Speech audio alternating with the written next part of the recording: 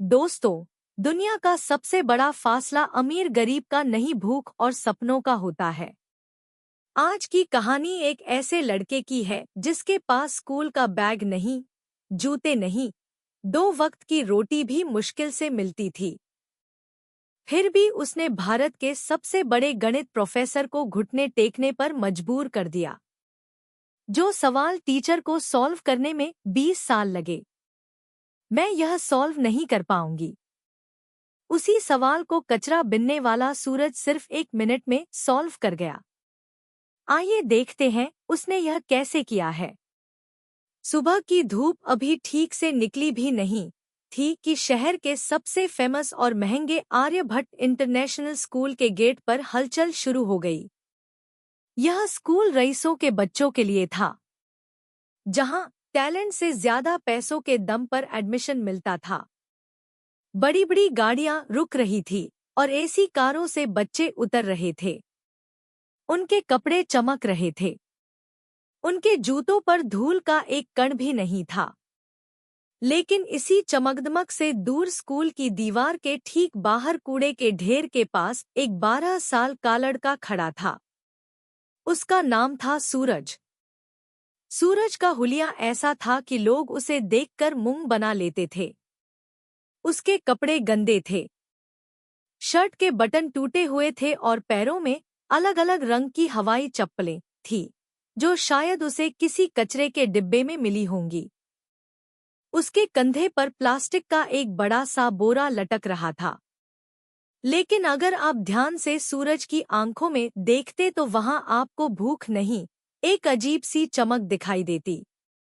सूरज कचरा बिनता था, लेकिन उसका ध्यान प्लास्टिक की बोतलों पर कम और स्कूल के अंदर से आने वाली आवाजों पर ज्यादा रहता था। उसे कूड़े के डिब्बों में ज्यामिति के शेप्स दिखते थे। उसे गाड़ियों के नंबर प्लेट्स में मैथ्स के पैटर्न नजर आते थे। वो कभी स्कूल नहीं गया था, लेकिन ऊपर वाले ने उसे एक ऐसा दिमाग दिया था जो कैलकुलेटर से भी तेज चलता था। आज स्कूल में माहौल कुछ अलग था। 12वीं क्लास में सन्नाटा छाया हुआ था। क्लास में प्रोफेसर दिग्विजय सिंह आए। दिग्विजय सर शहर के सबसे सख्त मैथ्स टीचर माने जाते थे।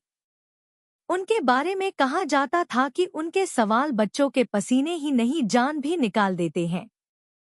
दिग्विजय सर आज बहुत गुस्से में लग रहे थे। उन्होंने हाथ में पकड़े डस्टर को जोर से टेबल पर पटका। धूल! वो चिल्लाए। तुम सबके दिमाग में धूल भरी है। तुम्हें लगता है कि तुम्हारे पापा के पैसे तुम्हें पास करवा देंगे। गणित बाजार में मिलने वाली सब्जी नहीं है जिसे पैसों से खरीदा जा सके। यह मेहनत मांगती है। पूरी क्लास डरी हुई थी। दिग्विजय सर ने चौक उठाई और ब्लैक बोर्ड की तरफ मुड़े।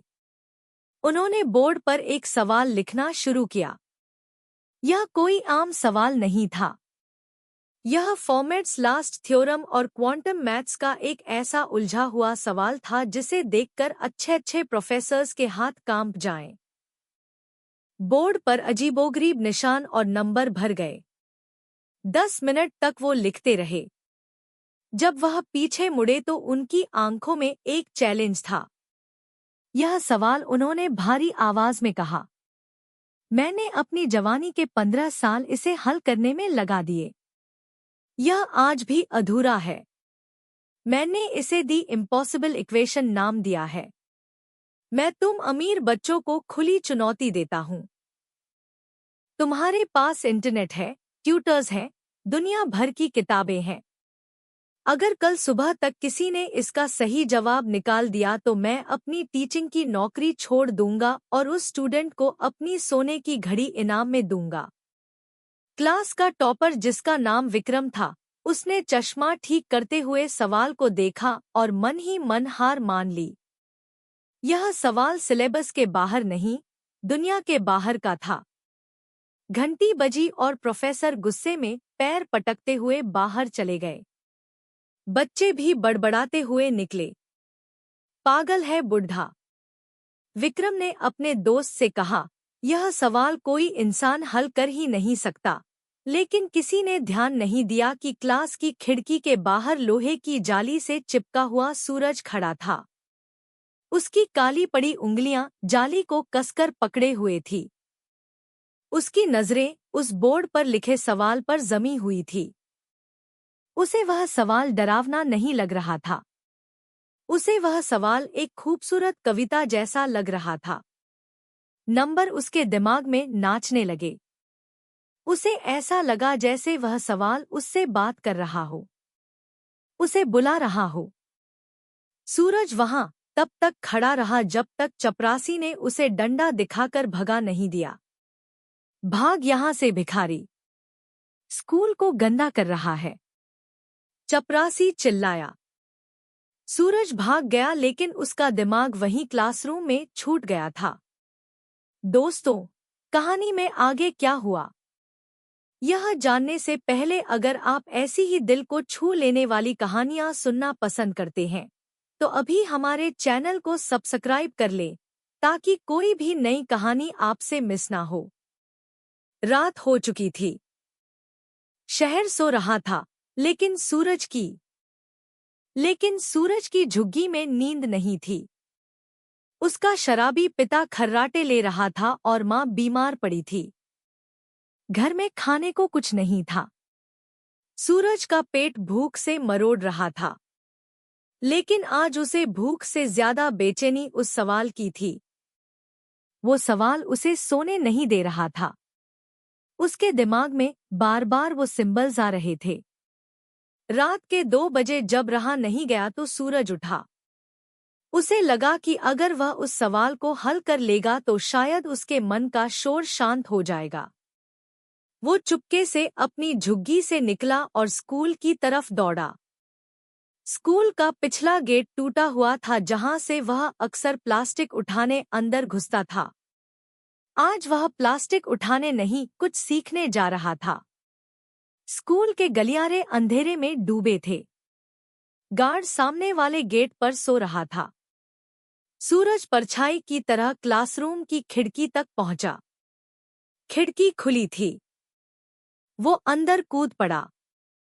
क्लास में घुप्पा अंधेरा था।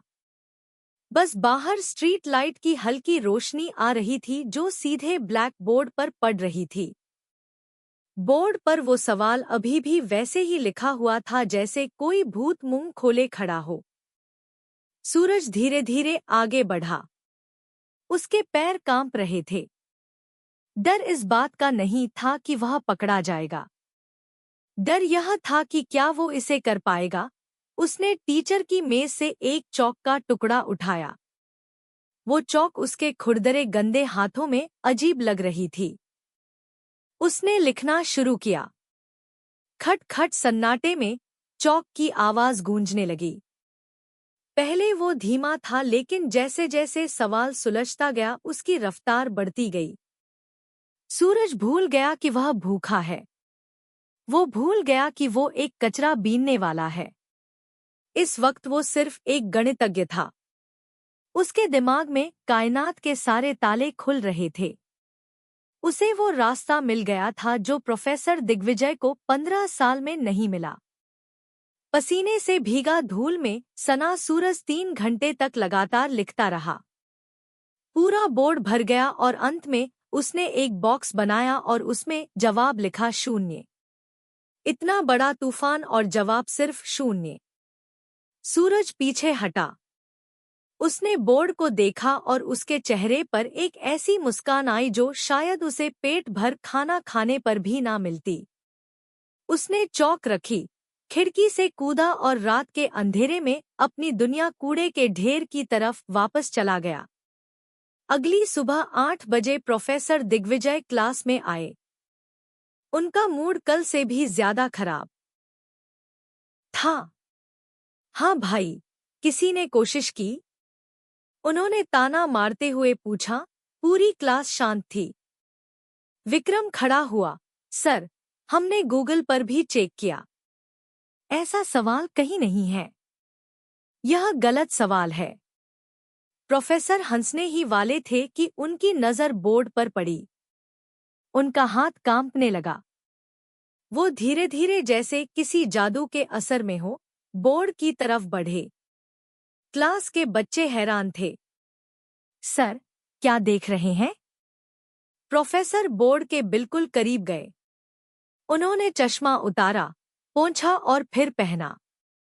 स्टेप 4, यह तरीका। हे भगवान, स्टेप 12, यहाँ तो इसने समय को ही बदल दिया। प्रोफेसर बड़बड़ा रहे थे।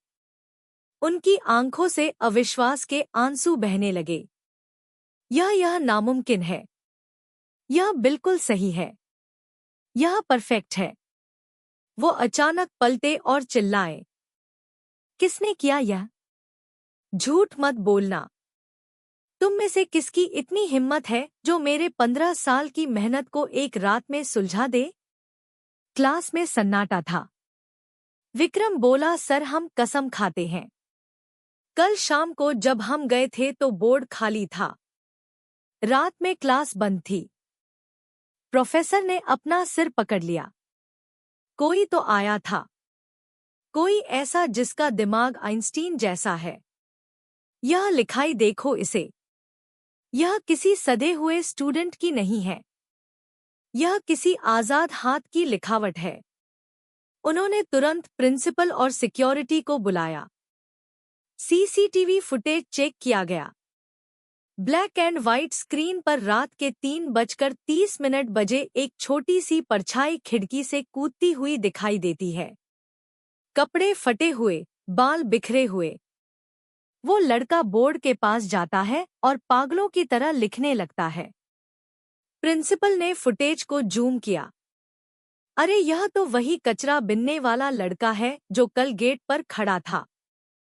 प्रिंसिपल ने मुंह बनाते हुए कहा, गार्ड, जाओ पकड़ कर लाओ उसे। जरूर चोरी करने आया होगा और बोर्ड खराब कर दिया। रुको। प्रोफेसर दिग्विजय जोर से बोले, अगर किसी ने उसे चोर कहा तो खैर नहीं, उसने चोरी नहीं की है। उसने तो स्कूल को और मुझे एक नई दिशा दी है। उसे इज्जत से मेरे पास लाओ। थोड़ी देर बाद 2 गार्ड्स सूरज को पकड़कर स्टाफ रूम में ले आए। सूरज बुरी तरह डरा हुआ था। उसे लगा कि चोरी छुपे घुसने के लिए उसे पुलिस के हवाले कर दिया जाएगा। उसके कपड़े गंदे थे। शरीर से बदबू आ रही थी। स्टाफ रूम में बैठे बाकी टीचर्स ने अपनी नाक पर रुमाल रख लिया। लेकिन प्रोफेसर दिग्विजय वो अपनी कुर्सी से उठे और सीधे सूरज के पास गए। सूरज ने हाथ जोड़ लिए। साहब माफ कर दो। मैंने कुछ चुराया नहीं। मुझे बस वह सवाल परेशान कर रहा था। मुझे लगा मैं उसे ठीक कर सकता हूँ। चौक भी मैंने वापस रख दी थी साहब।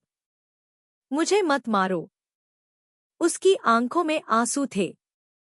गरीबी और बेपसी के आंसू। दिग्विजय सर की आंखों में पानी आ गया। उन्होंने सूरज के गंदे हाथों को अपने हाथों में ले लिया। वो हाथ जो शायद कभी साबुन से नहीं धुले थे। आज एक प्रोफेसर उन्हें चूम रहा था। बेटा, तुमने कुछ नहीं चुराया, बल्कि तुमने तो मुझे वह दे दिया जो मैं पूरी जिंदगी ढूंढ रहा था। प्रोफेसर ने पूछा, तुम्हें यह सब किसने सिखाया? तुम स्कूल नहीं जाते? सूरज ने सिर झुका लिया। साहब, स्कूल जाने के लिए पैसे नहीं थे। कचरे में पुरानी किताबें मिलती थी। रद्दी वाले की दुकान पर बैठकर पढ़ लेता था।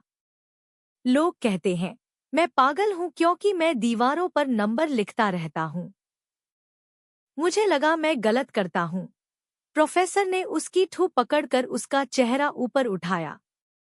तुम पागल नहीं सूरज, तुम जीनियस हो। तुम वो हीरा हो जिसे दुनिया ने कीचड़ समझकर फेंक दिया था। प्रोफेसर उसे लेकर क्लासरूम में गए। वही क्लास जहां अमीर बच्चे बैठे थे। सूरज दरवाजे पर ही रुक गया। अंदर आओ, प्रोफेसर ने कहा। जैसे ही सूरज अंदर आया, बच्चे हंसने लगे। अरे, यह तो कचरे वाला है। छी, कितनी बदबू आ रही है।